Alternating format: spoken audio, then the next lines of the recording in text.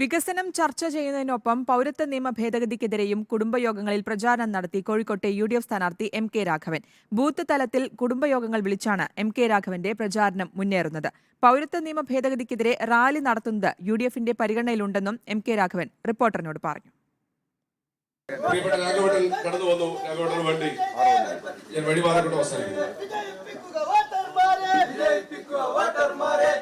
മോദിയുടെ അമിത്ഷായുടെയും എല്ലാ നിയമങ്ങളും അറബിക്കടലിൽ താഴ്ത്താനുള്ള ഒരു തെരഞ്ഞെടുപ്പായി ഈ തെരഞ്ഞെടുപ്പിനെ കാണണം എന്ന് വിനയപൂർവ്വം ഞാൻ അഭ്യർത്ഥിക്കുകയാണ്. ഇവിടെ പൗരത്വ നിയമം നിങ്ങൾക്ക് എല്ലാവർക്കും അറിയാം.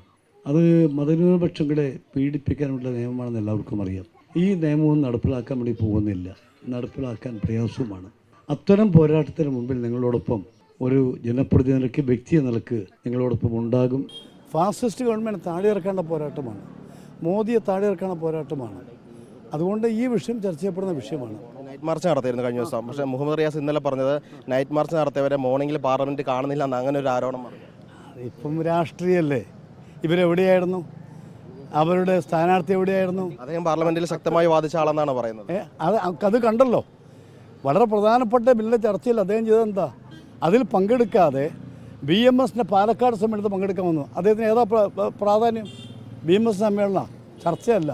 കഴിഞ്ഞ ദിവസം വലിയ റാലി കടപ്പുറത്ത് നടത്തി. അങ്ങനെ ഒരു റാലിയിലേക്ക് നമ്മൾ പോകുന്നുണ്ടോ? ഞങ്ങൾ പാർട്ടി UDF ആലോചിച്ചുകൊണ്ടിരിക്കുകയാണ്. ന്യൂനപക്ഷ സ്വാധീന മേഖലകളിൽ പൗരത്വ നിയമ ഭേദഗതി കൃത്യമായ രാഷ്ട്രീയ പ്രചാരണ ആയുധമാക്കുകയാണ് UDFും. വീഡിയോ ജേർണലിസ്റ്റ് ജിബേഷിനൊപ്പം reporter Sinoj Thomas, in reporter, Kozhikode.